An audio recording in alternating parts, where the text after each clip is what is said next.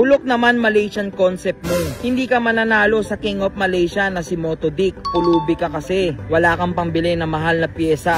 Bago ka magyabang, patunayan mo muna para sulit yabang mo, Bisaya. Rico! Sakit mo naman magsalita, Idol! Wala kang ang motor! First of all, hindi ko kailangan magsabi na King of Malaysia na ko. Kung para sa'yo, si Moto Dick, King of Malaysia. Di si Moto Dick ang King of Malaysia. Wala namang problema doon. Kaibigan natin yon. Ang gusto ko lang patunayan dito, yung talento ko mag-build. Yun lang po. Wala akong gustong patunayan. At yung pagmamahal ko sa Raider 150 na kayang sumabay ng isang Raider 150 sa Malaysian concept na alam ng lahat na ang Raider 150 ay pang Thai unit or pang Thai concept. Hindi ko kailangan magyabang ng mga mahal na pyesa para sa'yo. Kung para sa'yo, mura yung mga pyesa natin, ikaw na lang po ang bahala. Sana all namumurahan sa pyesa ko. Yung iba nga, walang pambili ng pyesa. Pero anyway, dahil kinumpara mo na naman ako, ngayon, didiin na natin lalo si kumpare. Ito to the next level na natin, yung kanyang mag. Gagawin na po natin custom hub. Kaya tara, samahan nyo ako, sumakit ang ulo ko at si Kuya Russell para mapaganda ang bagong mags ni kumpare. So, yung basher natin daw, hindi naman daw tayo namimigay. Bahala ka sa buhay mo. Ikaw bahala. So, mag-comment dito yung mga nabigyan na natin. Before pa. So, anyway guys, yung like ng last vlog natin kahapon, yan, pinagtabi namin ulit si kumpare at si Lucy. So, ito na yung araw na yon. Nakabili na tayo ng mags. Saan yung mags ko? Ba't nasa basurahan? Ito guys, ba't nilagay mo sa basura? Mamaya, ayan na yung sinasabi ko. Ayan yung sinasabi ko, boy. Nalaglag, boy. Puti ka na, disgrasya pa, boy. Taktika mo. Sana walang naman din. Sigagi ka. Ba't mo kasi nilagay? Puti mo, sureball kaltok to. Semento, diretso.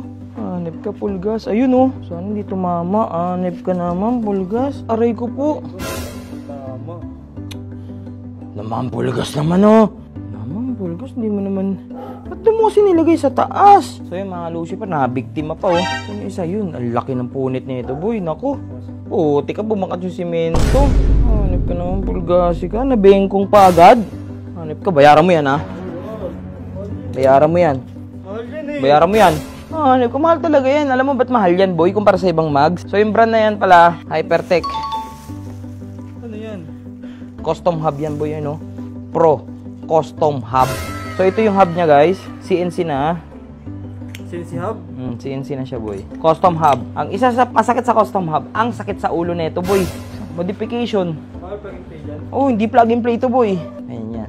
Tapos dito nakakabit yung sprocket. Ganyan, boy. Pwede ba yan, boy?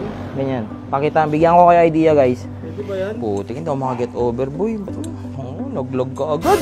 Ayan, boy. Pakita mo sa kanila. Doon ka, malayuan mo. Yan na yung magiging itsura niya ngayon, boy. So, babawasan na natin yung mga pula ni kumpare.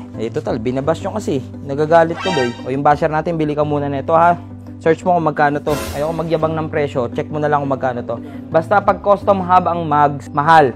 Ba't natawag na custom hub? Papakita ko ulit sa inyo. Kasi po yung mga ganito niya, custom na po. Yung plunger niya, ito po yan, custom na. Okay, yan. Yung plunger. Custom hub. Hindi wala yung mga rubber. Wala na. So ngayon, anong tawag naman sa ganito? Open hub. Para po may alam kayo. Kasi mga basher natin walang alam yan. Gamit lang. Kung may motor man yan, gamit lang ang alam yan. Tsaka, pag bumili yan sa shop, boss, meron kayo nung nilalagay sa ganun. Yung ganun lang yun. Ako, inaaral ko yan. Nagre-research ako. Ulitin ko, tawag dito, custom hub. Tawag sa mga ganito, ganyan. Yung kay Lucy, yan, yung mga ordinary, open hub. Alam nyo na. So, punta mo tayo sa, Kuya Russell. Masakit yan. Sige. Nandito na tayo ngayon kay Kuya Russell at si kumpare. Nalusong na naman sa ulan. Putik-putik na naman. So, ito yung natin, Kung makikita nyo sa Kuya Russ, patingin ako ng gilid. Ito, Kuya Russ sa kabila. Ayun, Kita nyo, pang Y15 Pro. Ibig sabihin, pang sniper. Sa underbone, first time ko makakita ng gantong spoke. Sa underbone. Madalas to sa mga Aerox. Kaya nung sabi ko, bilhin natin. Goods to. Bye.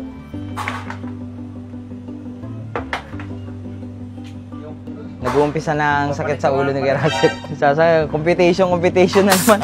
Dito, sinisilip na ni Kuya Russell yung mga gagawin niya dito sa mugs na to. Pero alam naman natin na talagang masakit sa ulo itong custom hub. Sa lahat pala na magtatanong bakit ito yung napili kong mugs, uulitin ko po sa inyo. Gusto ko po kasi kakaiba. End of the day, parehas lang naman yan na custom hub. Napakalaking puntos niyan pagdating sa motor show. Pag naka-custom hub ka na mugs, kung may kalaban ka sa motor show na kahit siya pa yung may pinakamahal na mugs, pero siya yung ordinaryong mugs lang, or in short, open hub kung tawagin, pwede mo siyang matalo dahil nga malaki ang puntos ng custom hub. Bakit malaki ang puntos ng custom hub? Dahil po, hindi po plug and play itong mugs na to. Gagamit ka po talaga dito ng matinding mga kalkulasyon at machine shop. Kung tawagin nga ng iba to, puzzle. Kasi nga, puzzle siya na walang guide. Kumbaga, lalabas talaga yung pagiging builder mo dito sa mugs na to. Pag napaikot mo, napagana mo ng maayos sa unit mo ito.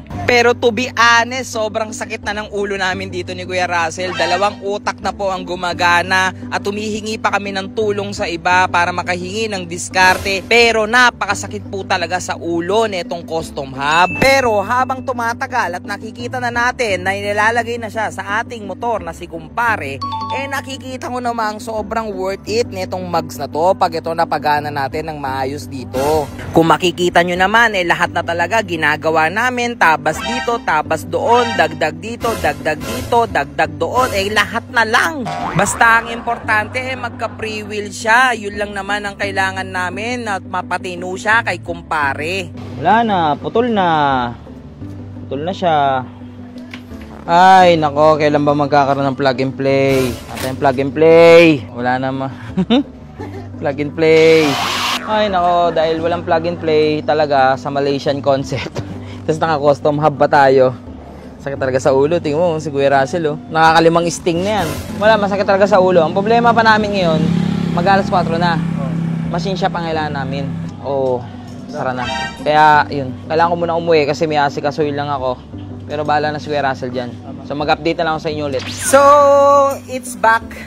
So, maulan pa rin. Pero 3 days na to mula nung huling part ng video natin. So, nakatago ngayon dito si kumpare sa bahay ni Kuya Russell. Sheesh. So, itong harapan nakabit na. Nakabit na namin. Yan yung harapan. Ay, nako. Ang pogi. Sakit sa bulsa. Kuya Russell, anong mga ginawa dito sa harapan? Mga konting kalikot lang. Konting adjustment lang. So, ito yung dating mugs natin sa likod. Hindi na namin napakita sa video eh. Ang dami nang ginawa ni Kuya Russell dito. Ilang gabi na siya hindi pinapatulog nito na Kuya Russ. Yan, ilang gabi na. Ang dami nang ginawa dito. Machine shop. Machine shop, machine shop, machine shop, machine shop. Tapos dito sa likod din. Machine shop, machine shop, machine shop. Ay, dito pala, machine shop. Machine shop din dito sa likod. Kaya kung makikita nyo yung spacer nung caliper, anong preno, ayun oh. Kita nyo ba? Yung rotor disc natin, may spacer. Kasi nga, custom hub siya, tapos ito yung adapter niya. Angas din. Merong ano, may CNC sa loob. Hey! So, tatanggalin na ni Kuya Russell. Kasi hindi namin mailabas si kumpare. Kasi maulan eh. So, ngayon ako ang tatakbo sa vulcanizing. Kasi fit na daw eh, para mas makita na ngayon kung umiikot ng maayos. So, ito yung itsura ng custom hub natin sa likod. Ayan, may adapter tayo. Naging 4 holes na lang. Yan yung mga pina-spacer natin dito sa loob. Yan, ang sakit sa ulo niyan. Tapos ito yung sa sprocket. Yan, dahil custom hub na siya, removable na yung flange niya. So, nandito muna tayo kay tropa. Papakabit na natin yung likod para matesting na natin at matapos na itong sakit sa ulo natin custom hub. Basa-basa na to sa ulan. Palag-palag na to para matapos ka lang kumpare. So, ito, balik na natin sa loob. Ibang klase ka, kumpare, sa loob ng bahay ka ginagawa. Masiksik sa sulok ko,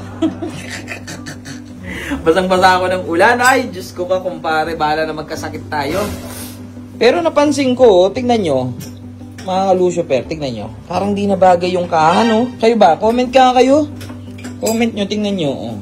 Bagay pa ba yung kaha natin dun sa mugs natin? Bagay pa ba? Or kailangan na naman natin, ano? Pa-comment ako guys para alam ko kung ano magiging diskarte. Ano mangyayari. Kung bagay pa ba yung ano, kaha natin. Pero mamaya, mas makikita nyo yan pag minontagean natin. Sa montage. Guys, ayan na.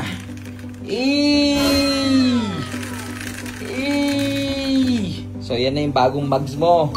Okay? Pero napansin ko, hindi na bagay yung kaha natin.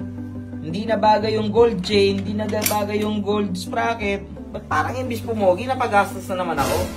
Ba't parang tinatapos yung gastos? Ayan.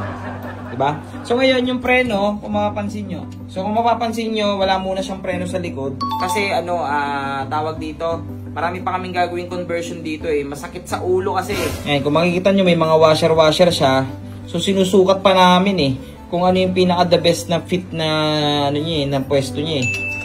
Kaya hindi muna natin ikakabit to hanggang hindi pa tayo nakapagpa-machine shop ng CNC spacer. So sa ngayon ganyan ka muna, yan.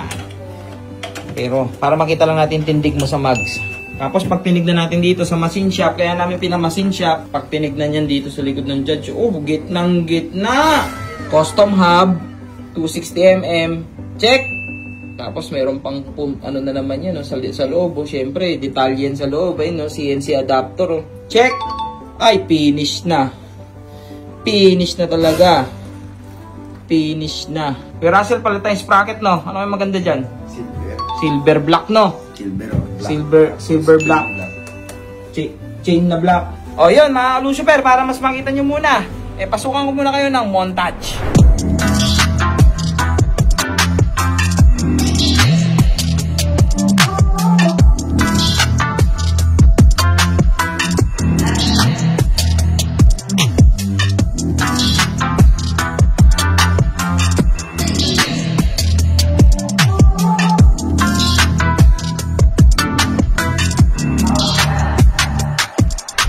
So mga Lucifer, bago natin tapusin yung video natin, again, pa-comment ako kung bagay pa ba yung kaha niya. Parang hindi na bagay, pero parang bagay na. Ewan, hindi ko maintindihan. Decals ba? Natin magpalit ng decals. So yun yung tindigan niya ngayon sa bago niyang mugs. So naglabasan ngayon yung mga pyesa, mas kitang-kita na yung pyesa. Swing arm natin, labas na. Tsaka ang ganda ng mugs, so pag umikot, oh. So hanggang dito na lang itong video natin. At maliligo muna ako, basang-basa ako sa ulan. At pa-comment ako guys,